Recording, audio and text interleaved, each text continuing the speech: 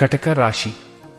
ಗುರು ಸಂಚಾರ 2025 ಜಾತಕ ಪರಿಣಾಮ ಮತ್ತು ಪರಿಹಾರಗಳು. ಗುರುವನ್ನು ಬೃಹಸ್ಪತಿ ಅಥವಾ ದೇವಗುರು ಎಂದು ಕರೆಯಲಾಗುತ್ತದೆ.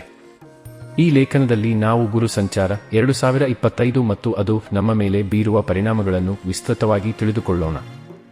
ವೈದಿಕ ಜ್ಯೋತಿಷ್ಯದಲ್ಲಿ ಇದನ್ನು ಅತ್ಯಂತ ಅನುಕೂಲಕರ ಗ್ರಹವೆಂದು ಪರಿಗಣಿಸಲಾಗಿದೆ. ಗುರುವು ದೃಷ್ಟಿ ಹಾಯಿಸುವ ತನ್ನ 5ನೇ, 7ನೇ ಮತ್ತು 9ನೇ ಮನೆಯಲ್ಲಿ ಅಮೃತದಂತಹ ಫಲಿತಾಂಶಗಳು ಬರುತ್ತವೆ.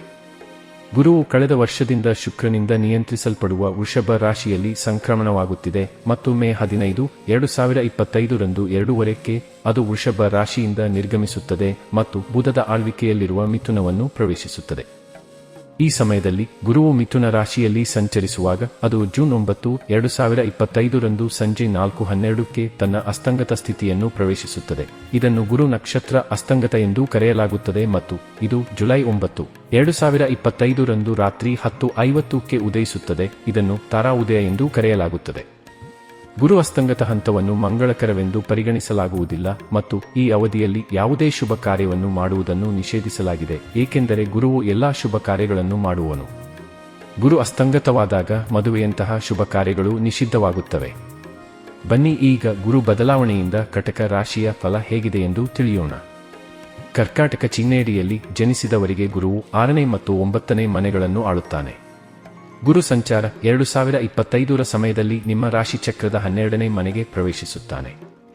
ಗುರುವು 12ನೇ ಮನೆಗೆ ಚಲಿಸುವ ಪರಿಣಾಮವಾಗಿ ನೀವು ದತ್ತಿ ಕಾರ್ಯಗಳಿಗಾಗಿ ಹಣವನ್ನು ಖರ್ಚು ಮಾಡಲು ಹೆಚ್ಚು ಒಲವು ತೋರುತ್ತೀರಿ. ನೀವು ಹಲವಾರು ಒಳ್ಳೆಯ ಕಾರ್ಯಗಳನ್ನು ಮಾಡುತ್ತೀರಿ ಮತ್ತು ಪೂಜೆ, ಧರ್ಮ, ಆಧ್ಯಾತ್ಮಿಕ ತೀರ್ಥಯಾತ್ರೆಗಳು ಮತ್ತು ಇತರ ಸಾಮಾಜಿಕ ಉದ್ದೇಶಗಳಿಗಾಗಿ ಹಣವನ್ನು ಖರ್ಚು ಮಾಡುತ್ತೀರಿ. ಇದು ನಿಮಗೆ ಮಾನಸಿಕ ತೃಪ್ತಿಯನ್ನು ನೀಡುವುದಲ್ಲದೆ ಸಮಾಜದಲ್ಲಿ ಗೌರವವನ್ನು ಗಳಿಸಿಕೊಡುತ್ತದೆ. ಧಾರ್ಮಿಕ ಪ್ರಯಾಣ ಮತ್ತು ವಿಸ್ತೃತ ಪ್ರಯಾಣಗಳ ಸಂಭವನೀಯತೆ ಇರುತ್ತದೆ. ನೀವು ನಿಮ್ಮ ಕಷ್ಟಪಟ್ಟು ಪ್ರಯತ್ನಿಸಿದರೆ ಯಶಸ್ವಿಯಾಗುತ್ತೀರಿ ಮತ್ತು ವಿದೇಶಕ್ಕೆ ಪ್ರಯಾಣಿಸಲು ಸಾಧ್ಯವಾಗುತ್ತದೆ. ಈ ಸಮಯದಲ್ಲಿ ನೀವು ನಿಮ್ಮ ಆರೋಗ್ಯದ ಬಗ್ಗೆ ಗಮನ ಹರಿಸಬೇಕು. ಕೊಬ್ಬು ಸಂಬಂಧಿತ ಸಮಸ್ಯೆಗಳನ್ನು ಉಂಟು ಮಾಡಬಹುದು ಮತ್ತು ಕಿಬ್ಬೊಟ್ಟೆಯ ಅಸ್ವಸ್ಥತೆಗಳಿಗೆ ಕಾರಣವಾಗಬಹುದು. ಗುರುವು ನಿಮ್ಮ 4ನೇ, 6ನೇ ಮತ್ತು 8ನೇ ಮನೆಗಳನ್ನು ನೋಡುತ್ತಾನೆ. ಇದು ಕೆಲವು ಖರ್ಚುಗಳನ್ನು ಹೆಚ್ಚಿಸುತ್ತದೆ. ಕುಟುಂಬದ ಸಾಮರಸ್ಯವು ಸುಧಾರಿಸುತ್ತದೆ ಮತ್ತು ನಿಮ್ಮ ಮನೆಯ ಪರಿಸ್ಥಿತಿಯಲ್ಲಿ ನೀವು ಹೆಚ್ಚು ತೃಪ್ತರಾಗುತ್ತೀರಿ. ನಿಮ್ಮ ಅತ್ತೆ ಮಾವಂದಿರಿಂದಲೂ ನೀವು ಅದ್ಭುತ ಸುದ್ದಿಯನ್ನು ಪಡೆಯುತ್ತೀರಿ. ಅಕ್ಟೋಬರ್ನಲ್ಲಿ ನಿಮ್ಮ ರಾಶಿಚಕ್ರ ಚಿಹ್ನೆಗೆ ಗುರುವಿನ ಪ್ರವೇಶವು ನಿಮಗೆ ಚೆರ್ರಿ ತರಹ ಆಗಿರುತ್ತದೆ.